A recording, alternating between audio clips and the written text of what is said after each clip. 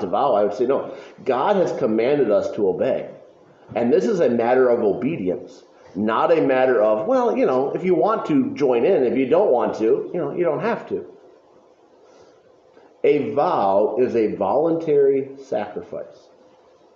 You'll remember in the Old Testament that they had some very unusual vows, some vows that, truthfully, I don't know why any human being would want to take, like the Nazarite vow. Not my idea of a good time. You had to limit what you could eat, you had to limit what you could touch.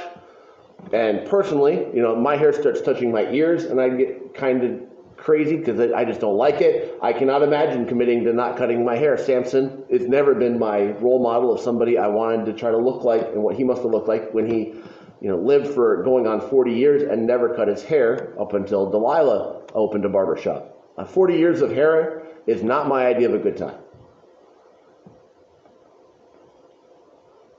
So again, when I think about a vow and try to differentiate from a command, maybe this will help.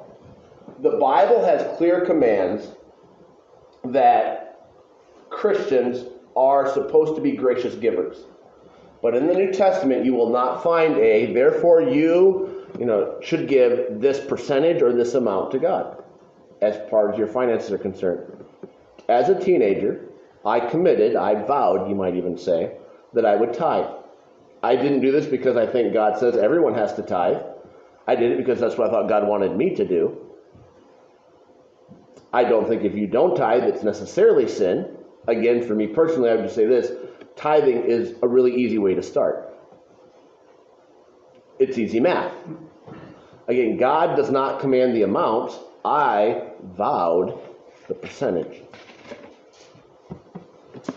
Say, why should we be careful in what we vow? And how would this meet the road? I was listening to a preacher this last week, and he brought up this illustration. He was working through the story of Jephthah, if you're familiar with that story in the Old Testament, where Jephthah promises God that if God will give him victory, the first thing that comes out of his house, he'll offer as a sacrifice, and it happens to be his daughter. Okay, so that was the passage he was working through.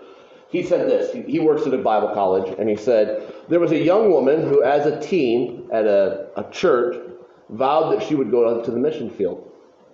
And now she's just about ready to finish college, and she's met a man. And this man is godly and loves the Lord and loves her, and has asked her to marry him. And her parents think this is the best guy on the planet Earth. And so the preacher said, so I'm struggling to see the problem. What's the problem? She says, well, he's committed. He believes God wants him to plant a church in Utah and be a pastor. He's not going to the mission field. I don't know what I'm supposed to do. She vowed a vow, and now she's trying to work through, do I have to fulfill that vow and tell this guy that I really like no? Or is ministry close enough to missions? Like, what am I supposed to do? And I make that statement and say, all right, as we think through committing to vows, this passage is warning you, be very careful, think through what you are promising God. To put this just for me personally, this is where as a pastor I try to be really careful how I work up emotions. Because I have been in church services where the speaker was very pushy, trying to get you to commit to something he thought was a good idea. And I have personally, somewhat because I'm ornery and stubborn, somewhat because I went, wait a second, you are making a direct application trying to get me to vow something that isn't Bible commanded. It may be a good thing, but is this something that I want to commit to the rest of my life?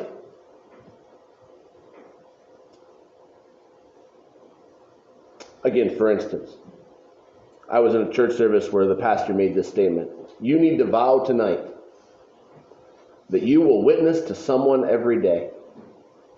And if you don't, it's because you don't love people that are on their way to hell. Now again, do I think you should strive to be a witness every day? Yes, I do. Do I think it is wise for anyone in this room to vow that they promise God they will witness every day? And if I don't, I know that I hate all the people that are on their way to hell? I don't think that's wise. I think that's stupid, actually, straight up. And so again, I tell you, I thought the preacher, and he will remain nameless, I thought the preacher was sincere. But I thought he was pushing us to do something that it was not wise, with the idea that God says, I care what you tell me. Think through what you're promising God. Because God takes it seriously. So again, in my own mindset, there's a difference between setting goals and making vows. I set a goal to read the New Testament once, and the Old Testament once, and the New Testament 3 times this year. Just my personal goal. I didn't consider it a vow. If something happens and I'm not able to do all the Bible reading I've set out to do, I don't think I'm in sin. But as I thought through, Lord, what should I try to read this year? I set the bar a little higher than I've done it in the past, as far as what I personally was going to try to read in my own devotions. In contrast to that, I made some vows to my wife at our wedding. And most of those were based on God's commands for me to do. And so by God's grace, those are non-negotiable. If something happens this year and I only read the New Testament twice instead of 3 times, it'll be okay. If I break the vow between me and my wife before God, I'm in sin. I don't normally do this as I work through this. Any questions, comments as I work through that?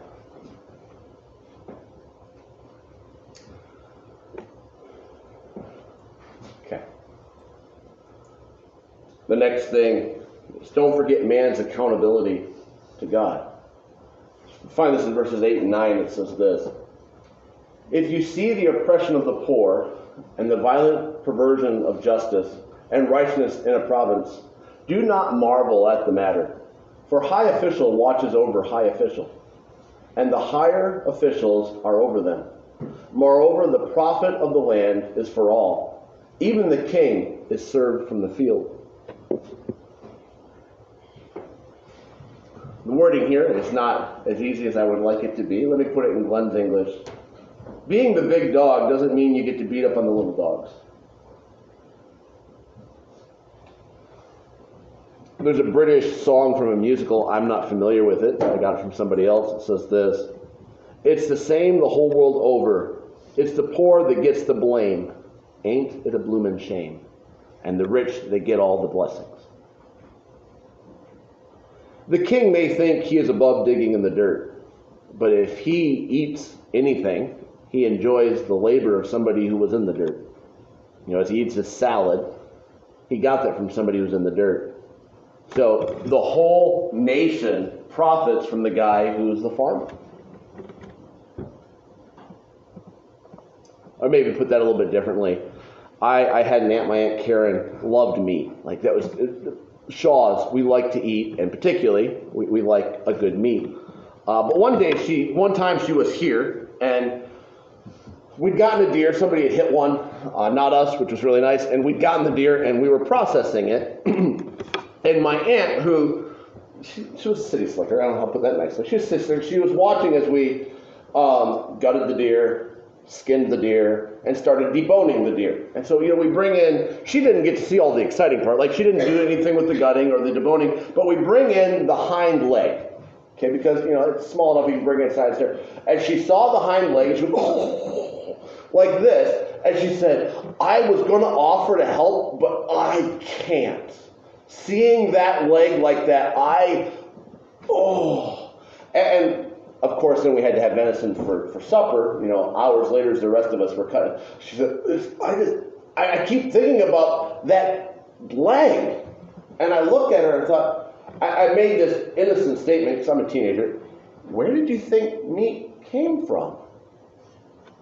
Again, I'm not a farm boy, but I'm not a city slicker, apparently. And I'm looking at it just like, what did you, do you think that just, showed up in the store pre-wrapped? They don't make it like that. It came off an animal that they skinned and processed. It wasn't hard for me. It was for her because she hadn't ever considered, or it'd been a long time since she considered, the reality of where meat comes from. Put it differently, humans are created equal.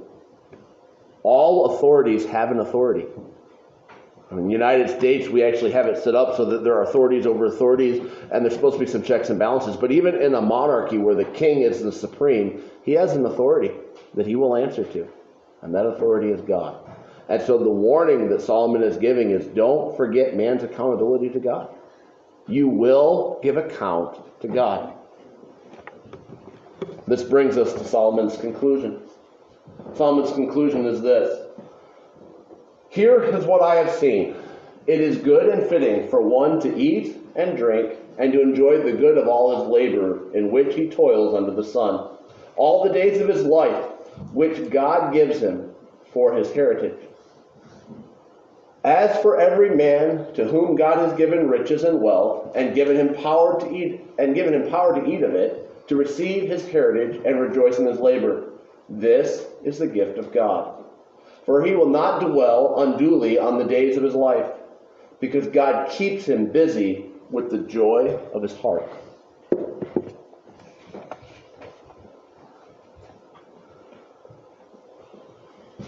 Once again, in light of life's fluctuations, Solomon issues a twofold call to, first of all, simplicity.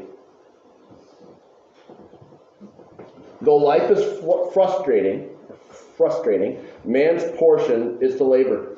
We have to labor. People who have nothing to do struggle. Again, you can even see this just on the real simple level of a child. When a child has absolutely nothing to do, they just look for trouble, or most children do. And the parent will have to end up making the statement, you need something to do. And if you're at our house, you say, are you going to find something to do, or do you need me to give you something to do? And generally they elect to find something to do, and then generally after a period of time that goes poorly, and then I end up having the opportunity to encourage them in some more profitable activity. But this doesn't just change like when you turn 18. We all need activity. We need things to keep us busy. Again, to use an old proverb, idle hands are the devil's playground, or the devil's workshop. Because when we're idle and have nothing to do, our minds, our hands, they get us in trouble.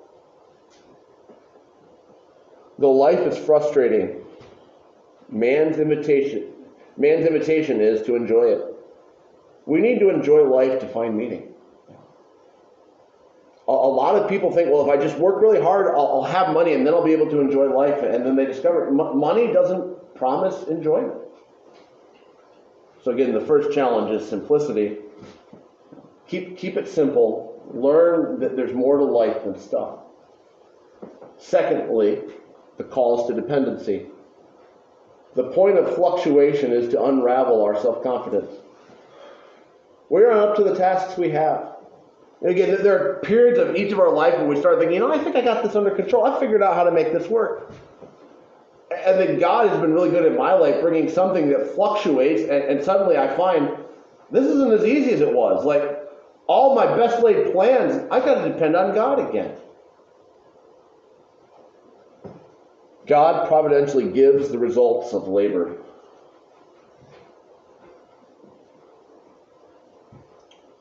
Do you know you can work really hard, do everything possibly right you can do, and still have it not work? Again, just to pick on things I do. I can do all of the prep right for trying to get something ready to paint. I can get the right paint. I can apply it correctly and still have it peel. If the humidity's wrong. Am I in control of humidity? No. If the weatherman's wrong and it rains on that day and I'm outside. Again, whatever the scenario may be, I can do everything humanly possible to make that job turn out and have it blow up in my face. Because it is God that gives success or gives failure. Yes, I have to work, but I am trusting in God to have this turn out. Whether it's painting, whether it's parenting, counseling. Again, the list would go on and on. Gardening. I can do everything right in a garden and it not produce right. Wasn't warm enough this year. Didn't get enough water. Whatever the scenario might be.